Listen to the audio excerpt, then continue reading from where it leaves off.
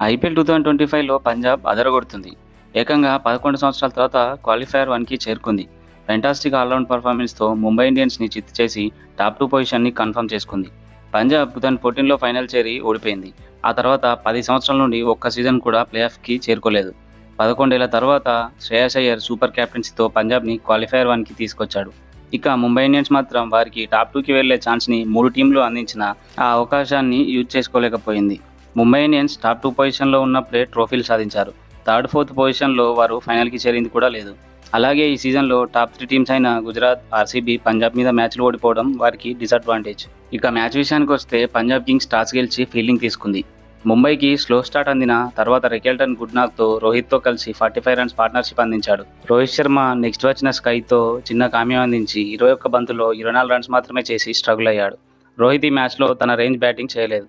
ఇక సూర్యకుమార్ యాదవ్ మరోసారి రెచ్చిపోయిన రోహిత్ తిలక్ త్వరగా అవుట్ అయ్యారు. అయితే వీరిద్దరూ క్విక్ టైంలో అవుట్ అయిన తర్వాత విల్ జాక్స్ వచ్చి 7 బంతుల్లోనే 18 పరుగులు సాధించి రన్ రేట్‌ని సెట్ చేశాడు. ఇక తర్వాత సూర్యకుమార్ యాదవ్‌తో కలిసి కెప్టెన్ ఇన్నింగ్స్ ఆడిన హార్దిక్ పాండ్యా 15 బంతుల్లోనే 24 రన్స్ సాధించాడు.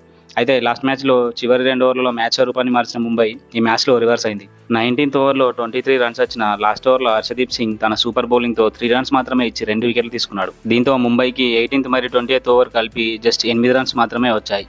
ఎనీవే స్కై మాత్రం మరోసారి సూపర్ ఇన్నింగ్స్ ఆడాడు. అదేవిధంగా ముంబైకి ఒక సీజన్లో హైయెస్ట్ రన్ సాధించిన ప్లేయర్గా రికార్డ్ సాధించాడు. ఇక బౌలింగ్లో పంజాబ్ మరోసారి రాణించింది. వారి మిస్టరీ స్పిన్నర్ చాహల్ లేకున్నా మిగతా బౌలర్లందరూ అదరగొట్టారు. హర్షదీప్ సింగ్ స్టార్టింగ్ అయిన ఇన్నింగ్లో సూపర్ పర్ఫార్మెన్స్తో 4 ఓవర్లలో కేవలం 28 రన్స్ మాత్రమే ఇచ్చి 2 వికెట్లు తీసుకున్నాడు.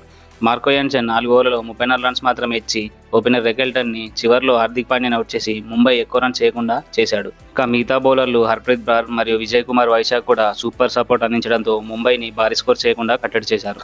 ఇక చేజింగ్లో Punjab Kings opener Prabh Simran struggle అయి అవుట్ అవ్వగా వారికి గుడ్ స్టార్ట్ అందలేదు. అయితే ప్రభ్ సిమ్రాన్ అవుట్ అయ్యాక ప్రియాంశార్య క్లాస్ ఇన్నింగ్స్తో అదరగొట్టగా జోష్ ఇంగ్లీష్ రెచ్చిపోయాడు. ప్రియాంశార్య 35 బంతుల్లోనే 62 రన్స్ సాధించి మ్యాచ్ విన్నింగ్స్ నాక్తో అదరగొట్టాడు. నెక్స్ట్ ఇంగ్లీష్ ముంబై బౌలర్స్ని ఉతికారేశాడు. బుమ్రాకి రెస్పెక్ట్ ఇచ్చిన షాన్నర్ బౌలింగ్ను మాత్రం ఆడేసుకున్నారు.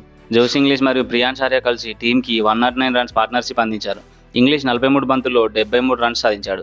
ఇక వీరిద్దరు అవుట్ అయ్యాక కెప్టెన్ శ్రేయస్ అయ్యర్ 16 బంతుల్లోనే 26 రన్స్ సాధించి పంజాబ్ కింగ్స్ని టాప్ పొజిషన్కి తీసుకొచ్చాడు. ఇక బౌలింగ్లో బుమ్రా తప్ప ఎవరూ అంతగా రాణించలేదు. బుమ్రా 4 ఓవర్లలో 23 రన్స్ మాత్రమే ఇచ్చి ఒక వికెట్ తీసుకున్నాడు. బట్ మిగతా బౌలర్లందరూ భారీగా పరుగులు ఇవ్వడంతో పంజాబ్ ఈజీ విక్టరీ సాధించింది. ఇక శ్రేయస్ అయ్యర్ క్యాప్టెన్సీ చేసిన ప్రతి టీంని క్వాలిఫైయర్స్కి తీసుకొచ్చాడు. 2020లో డీసీని ఫైనల్కి తీసుకురాగా 2024లో కేకేఆర్ని ఛాంపియన్ చేశాడు. ఈ సీజన్లో మరోసారి తన ఎక్సలెంట్ క్యాప్టెన్సీతో 11 సంవత్సరాల తర్వాత పంజాబ్ని క్వాలిఫైయర్ 1కి తీసుకెళ్లాడు. ఇక ఈ మ్యాచ్లో 2 స్పాట్స్ ఫిక్స్ అయ్యాయి. ఇక క్వాలిఫైయర్కి చేరే నెక్స్ట్ టీం ఏదో, ఎలిమినేటర్లో ముంబైని ఎదుర్కొనే టీం ఏదో ఈ రోజు తెలుస్తుంది. ఆర్సీబీ వర్సెస్ ఎల్ఎస్జీలో ఆర్సీబీ గెలిస్తే పంజాబ్ కింగ్స్తో క్వాలిఫైయర్ 1 ఆడుతుంది. ఓడితే ముంబైతో ఎలిమినేటర్ ఆడుతుంది. ఆర్సీబీ ఈ మ్యాచ్ గెలుస్తుందో లేదో కామెంట్ చేయండి. Thank you for watching.